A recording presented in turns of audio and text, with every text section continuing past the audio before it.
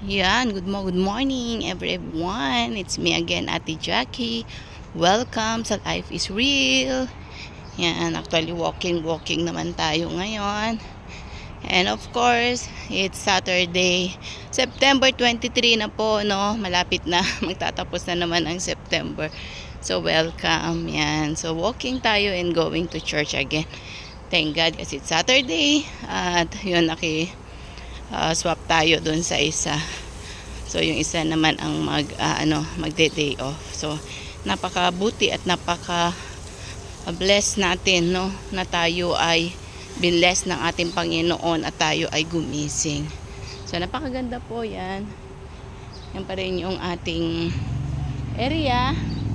So yan, lalabas na naman tayo ng gate. So syempre lagi. So minsan parang feel mo gigising ka na lang, ganda naman ng motor, di ba?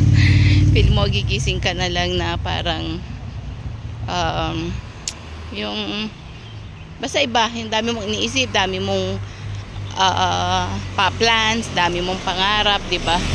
Pero what to do? We need to commit everything to God. Kaya naman to, di ba? Everything He knows. God knows our future.